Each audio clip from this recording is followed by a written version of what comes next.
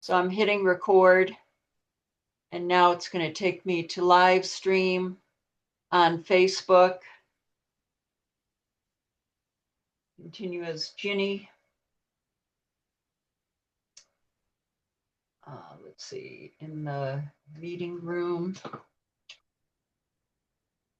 Steve Altschuler, Ginny. And, I think we're live. no, not yet. Oh, I heard a little voice say recording in progress. Yeah, that's on the Zoom. Okay.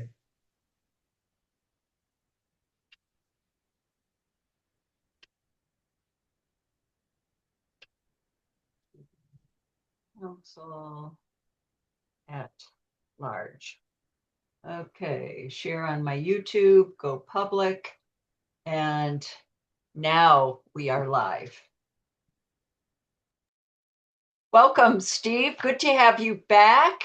I'm loving these Monday afternoons interviews with you and the great subjects that you come up with.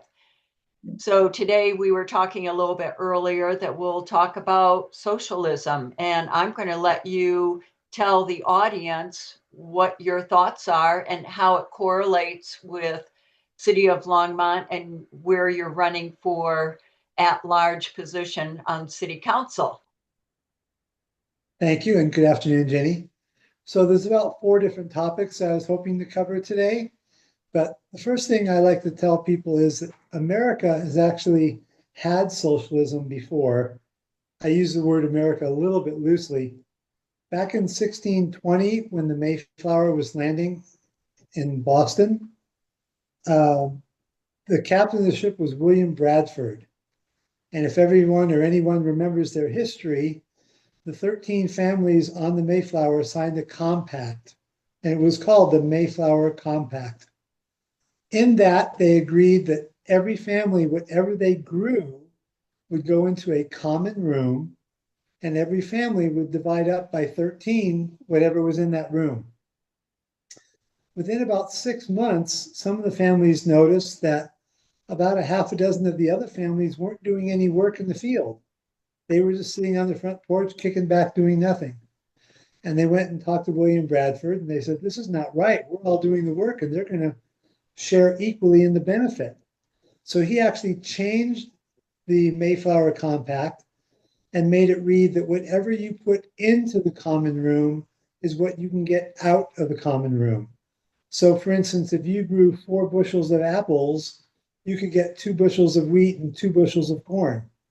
But Oh, if you grew 30 bushels of corn, then you can get a combined 30 bushels of apples and wheat and grain and pumpkins and whatever else it was.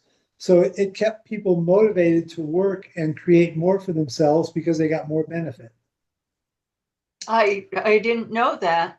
Although I don't know if you knew that Rush Limbaugh has a series of books out there that he had written. Of course, he's passed, but I read one of them, and I kind of remember that story that you're telling us. I had his books and I had my daughter read them when she was 10 or 11 or whatever that was. They were Yeah, great books. yeah, yeah. He made it a lot of fun. Where they like time lapse or something like that is what I Right. kind of remember. So They the had a students horse at that that actually age. jumped. They had a horse that jumped through time portals and took them back Yep. into the past. Yep. Yep. Oh, I loved it. I gave them to the grandkids. Well, I want to read one thing to back up what I was saying, and this is right out of the dictionary. It's a definition of socialism. It's a theory or system of social organization in which the production and distribution of goods are owned and controlled by the government. So that comes into play when you look at Chicago and they want to open up a government-owned supermarket where they don't care if everything is stolen because they're not paying for it. They just refill the shelves with tax-paid merchandise. So it's a very unfair advantage over someone that has their own business that needs to pay rent and buy product and pay salaries and pay for insurance, which would obviously be the free market. Right. I'll share that I went on a European river cruise and learned a ton of history.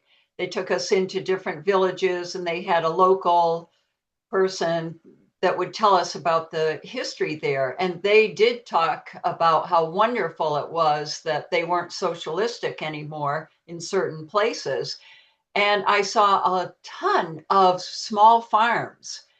Now, that's the way it used to be over here, but now I'm seeing more and more larger farms. So the bigger you get, then it makes me think, is it more monopoly type? And of course, I'm a small business advocate, so I'm looking for smaller. So let's get back to City Council here and tell us what your thoughts are on you running for City Council at large and how this is your vision of what you see going on, which is why you're running for this position. Well, I am also a small business. I was a small business owner, and I am a small business advocate. One thing about our Constitution is we all have the ability to reach any level we want to as long as we're willing to work for it. We are all created equal. We all have an equal opportunity.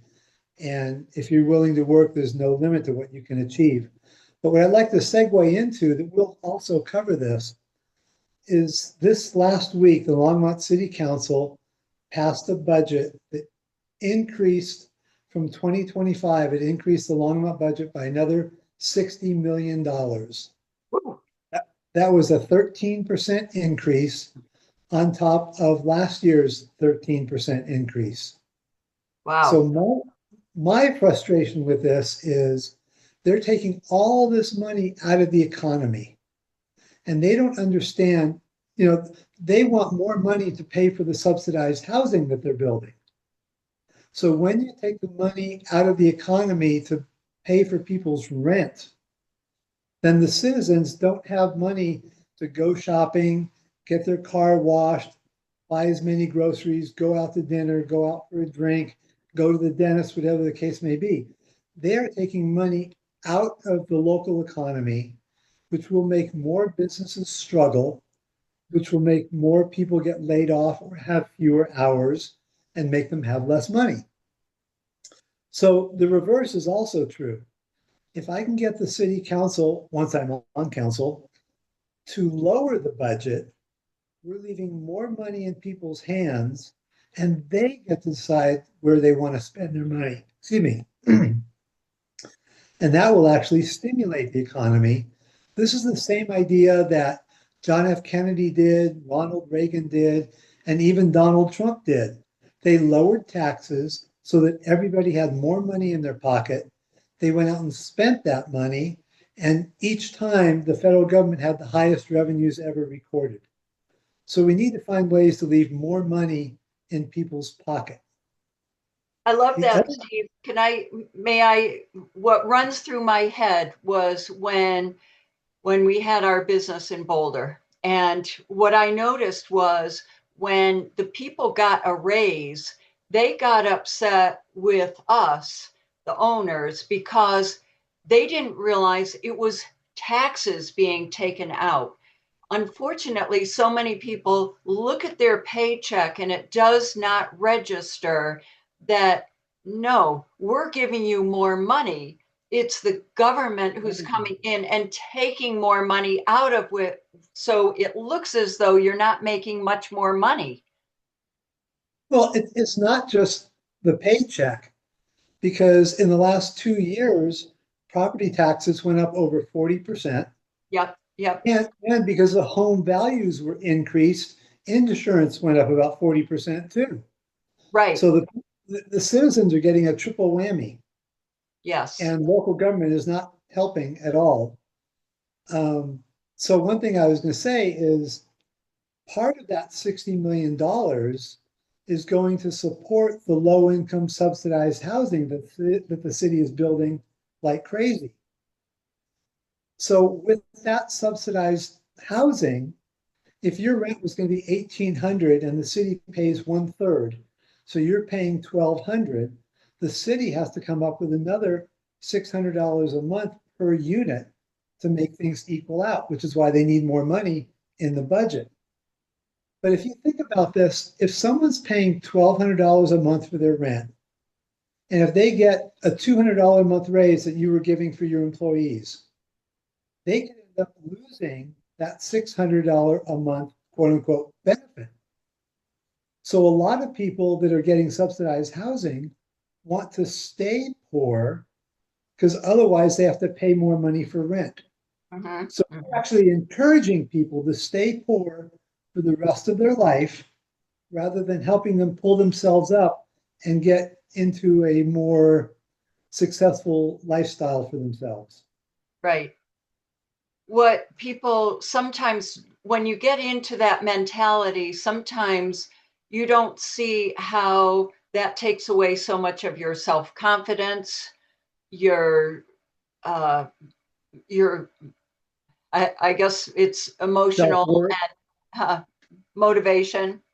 Yeah. Yeah, it And by just the is way, degrading. my solution for that is to allow people that really need the help into subsidized housing. And I'm not talking about seniors and disabled here. I'm talking about younger, able-bodied people. Okay. Help them out with subsidized housing for 3 to 5 years. Make it a requirement that they take one class at Front Range every semester and get at least a B to keep getting their subsidized housing. Oh, And I think a lot of people struggle financially because they don't know how to manage money. So true. even though I'm not in favor of the city paying for things, I'd be very happy for the city to pay $50 for each person to give them a free Dave Ramsey class on how to handle and manage money and budget for the future. I love that. Well, when you give people something for free, and I'm going to say we gave our kids cars when they were in high school, and they did not take care of those things. And, it wasn't until they got out into the working world and they had some skin in the game that they started to take care of things. I was a mean, rotten dad. I made my daughter work and save up for her own car. You were mean. But she takes good care of it. So, Well, I want you to know my son and daughter are both doing really well and they're taking care of themselves. So we obviously did something right. absolutely. Yeah, yeah. Well, And, oh, I don't know. How are we doing on time? we've got about 11 minutes left. Oh, okay. So, talking about socialism, that kind of gets me thinking about capitalism, monopoly, and socialism. So for me, what I keep seeing is that people don't quite understand what capitalism is because it seems as though there are so many franchises, there are so many big conglomerate companies, and it used to be that the United States did not allow big monopolies. And it's what I notice now is for myself, and I want your input, is such as Schwab. They've bought up TD Ameritrade, and before that, TD Ameritrade bought up Scottrade. So when you keep going down, they were all small. Now it seems as though Schwab is huge. And to me, that sounds like a monopoly. So when here we go again, there's a CEO of this big monopoly.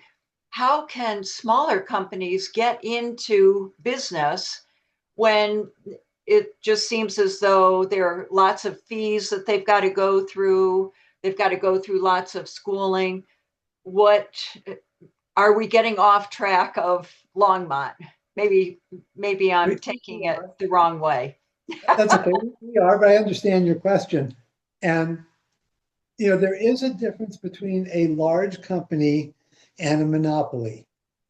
So a monopoly is pretty much a company that has more than 50 or 60 or even 70% of the market. Right. So McDonald's is a huge company. But if you put in McDonald's and Wendy's and Burger King and Carl's Jr., they do have competition with other large companies. So they Right. would not be considered a monopoly. Something like Facebook is bordering on a monopoly or something like that. And there are laws, federal laws against that. And that is why sometimes you'll see the government come in and break a company up into smaller companies. But like you said, we are getting away from Longmont. So when you were talking about capitalism, Mm-hmm. I kind of lumped capitalism and free market together. Okay. So the free market is the ability of anybody. I was reading about this just the other day online. There was a festival of some sort, and people were complaining that the food truck there was selling turkey legs for 25 bucks a piece. And they were saying, that's ridiculous, that's outrageous, that's what a ripoff, they're so greedy, blah, blah, blah. And I didn't respond, but in my mind, I'm like, you know what? That's the free market. If people don't want to spend that much, they can bring their own snacks into the festival. They don't have to pay $25. Nobody's twisting their arm. And if people weren't buying those turkey legs, that truck company would start bringing the price down. And Exactly. that's pretty much the definition of a free market. Everyone has free will, they have a free choice. It's when you're forced into doing something that all that goes out the window. Right. Right. So let's get back to Longmont City Council for you and Okay. have you take it, give us more input on when you're elected at large on city council. So there are a lot of vacant commercial units in Longmont, specifically in northern Longmont, but also in western Longmont off of Clover Basin, um, East Longmont around 17th and Pace. I believe they finally, thanks to Diane Chris, found a tenant for the old Safeway building, Right. and that will be an anchor, and hopefully those other stores along that mall will start to fill in also. But we've got too many vacancies. We need to bring more businesses into Longmont. We can reduce the fees, we can reduce regulations. There was one company off of Airport and Clover Basin, I believe it was a health club, and it took over 12 weeks for the city to approve their signage. Oh, That's ridiculous. There are laws on the books. We don't need more people micromanaging everything. Tell the city, here's the law book. You make your own sign, but if you do it wrong, then you're going to get punished later. And make the owner be responsible for doing it right, instead of having more government agencies in the way micromanaging everything. right. So that's one area of Longmont City Council that you would be able to streamline the bringing in businesses. Correct. Is there a And way to advertise or encourage outsiders to bring their business here to Longmont? well, there is another whole group, I believe it's called like the Longmont Development Oh, Agency or whatever. LDDA, yes. Yeah. And that's pretty much their responsibility as far as I'm aware. There was a case a couple months ago where I guess this, I'm sorry, what was the letters for that name? L? LDDA. Okay. So a company, QT Gasoline gas station, had Oh, wanted to open up in Longmont on Ken Pratt. And this group had said, no, we don't need any more gas stations. And they petitioned to let city council overrule and allow them, which city council did end up doing. But my feeling is it doesn't matter how many gas stations there are. That's not what city council or any agency should be in charge of. It's the free market. And if you're complaining that gas prices in Longmont are too high, then bringing in another gas station will create more competition, and that will bring the prices down. For instance, at King Super, gas is normally somewhere around $2.99 to $3.09. But if I go out Ken Pratt to the 25 freeway, QT out there and a couple other gas stations are usually 50 cents a gallon less. So if they're right here in Longmont and they're that much less, it will force the other companies to bring their prices down. Got it. And then if people can't make money, they end up going out of business. So the free market will balance everything out if you just kind of leave it alone. It's when government tries to step in and control everything that you get socialism. Right, right. And same with insurance. You know, the insurance has been raised. So getting back to the apartments once again, since they're already being built, and didn't you say they still want to do 10% more or something like that? Where are they Well, coming up with? last I heard, we still had about 350 vacancies, and there's a couple thousand more units that have already been approved for construction So can that city haven't council even broken ground yet. say we're not doing it even though they've got approval? That is my hope, that if no money has been spent yet, that maybe we can get in there and claw back some of those approvals. I don't know if I'll be able to, but that's something I want to look into and try to get done.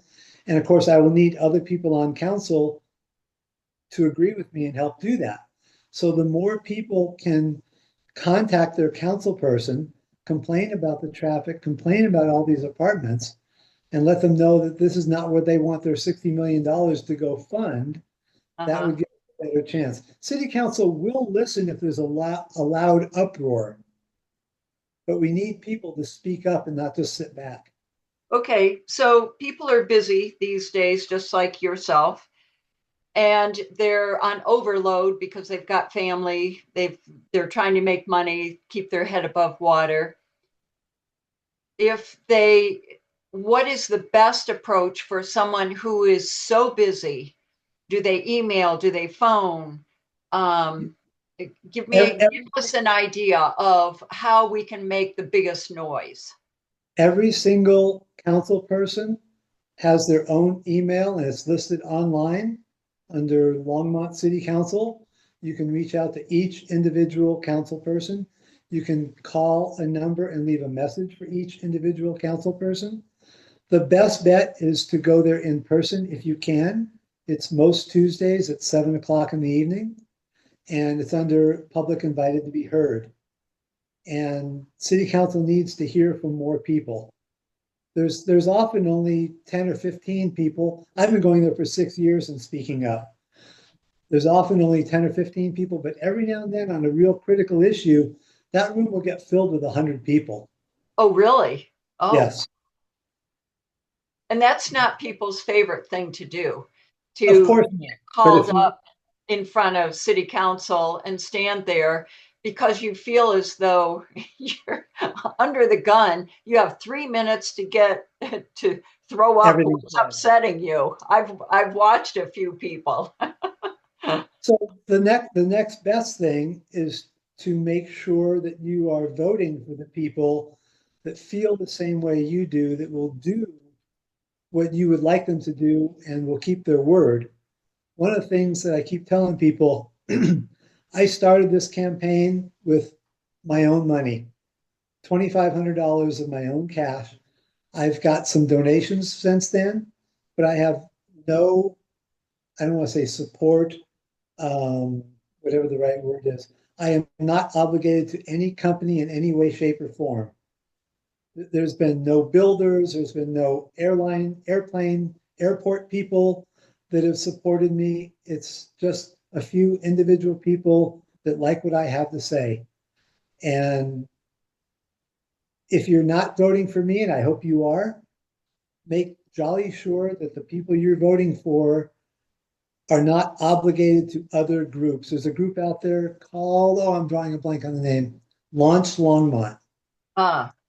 And their goal seems to be they want more construction, they want more density, they want more 15-minute cities. And there are several people running for council that have gotten donations from that company. Oh, interesting. Okay. There are ways to look these things up online and check out the candidate you think you want to vote for. And, just make sure where you're putting your vote. I love it. Well, we're out of time, Steve. So if you want to wrap it up with another minute campaign or whatever you would like to say, you're welcome to do that. And then we'll see you next Monday as well. So, okay. So again, you can find me at www.steveforlongmont.com. One of the things I'm realizing is that I'm pretty much the only person that is giving solutions to problems, not just mentioning problems. So another person that I like that's running for city council is Alex. And I know you've talked to him before. He's a very reasonable person. He is a Democrat, but he's somebody that you can talk to rationally and logically and have in-depth conversations, and he will listen. And I think that's the same quality I have. For instance, I first said only 3 to 5 years for people that need subsidized housing. And someone said, well, what about senior citizens and disabled?